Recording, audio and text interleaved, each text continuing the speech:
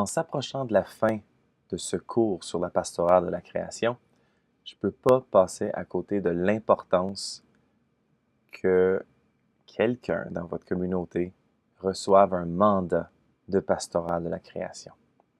Ça a été ma mission depuis les dernières années que ce ministère soit reconnu en Église, que ce soit nommé. On ne pourrait pas imaginer que, dans notre Église, il faudrait bien baptiser des gens, mais on nommera pas une personne responsable de la pastorale du baptême. Mais non.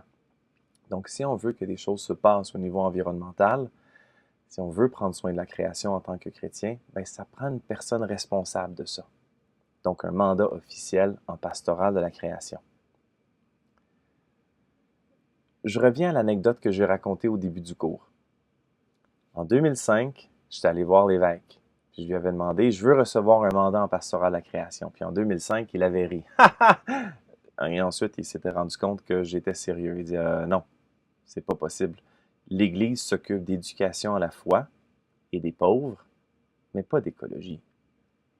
Bravo Normand pour ton implication en écologie, mais l'Église n'a pas rapport avec ça. Ça, c'est sa réponse en 2005. Je suis retourné le voir, à répétition. À chaque année, je lui refaisais la même demande. Puis il me demandait, donne-moi certaines lectures que tu as explorées. Parle-moi-en. Et finalement, en 2011, le 4 octobre, la journée de Saint-François d'Assise, il m'a dit, OK, je t'offre le mandat diocésain de la pastorale de la création. J'ai été le premier au Canada, dans l'Église catholique, à être nommé responsable de la pastorale de la création dans un diocèse. Donc, c'est un mandat qui était finalement reconnu. Je veux juste vous dire au passage que c'est quand même 4 années avant Laudato Si, l'encyclique. Donc, notre diocèse a été précurseur. Un mandat de pastorat à la création au niveau diocésain pourrait ressembler à ceci. Voici la liste des tâches. Organiser une formation par année afin que le personnel soit à l'affût des outils et qu'il puisse vivre un ressourcement sur le thème de la création.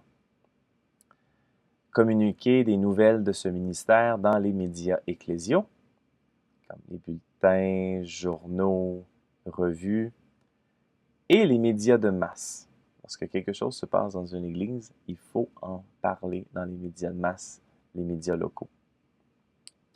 Offrir une liturgie spéciale sur le thème de la création pour un dimanche donné dans toutes les églises du diocèse. Entrer en contact avec les groupes écologistes qui offrent leurs services sur le territoire du diocèse, car ces derniers sont porteurs des enjeux et des solutions. Cette liste doit être mise à la disposition des membres du personnel pastoral. Diffuser les campagnes de sensibilisation majeures qui peuvent mobiliser les fidèles. Il y a d'ailleurs à Montréal l'église Saint-François d'Assise, qu'ils ont une énorme marionnette de François d'Assise. Ça prend 2 personnes à la base pour pouvoir pousser une espèce de chariot. Et ensuite de ça, ça prend une personne d'un côté avec un énorme bâton pour le bras d'un côté, puis une autre personne avec le grand bâton pour la main de l'autre côté. Et j'ai vu cette église se mobiliser plusieurs fois avec leur grande marionnette de Saint-François d'Assise dans des marches pour le climat dans le centre-ville de Montréal. Vraiment admirable. Bravo pour ça. Et devenir une référence pour les conseils de fabrique qui cherchent des énergies alternatives et d'autres solutions. Donc voilà, pour quelqu'un qui a un mandat diocésain. Maintenant, on peut regarder pour un mandat paroissial. Quel pourrait être un ensemble de tâches pour cette personne-là? La personne va travailler avec différents comités, comme la liturgie, la catéchèse, la pastorale sociale, le conseil de fabrique, afin de réaliser des activités sur les 3 axes: action, éducation, spiritualité. Entrer en contact avec le groupe écologiste local afin d'offrir une collaboration, comme une campagne de sensibilisation ou la participation à un événement. Soutenir le comité vert de la paroisse ou le fonder au besoin.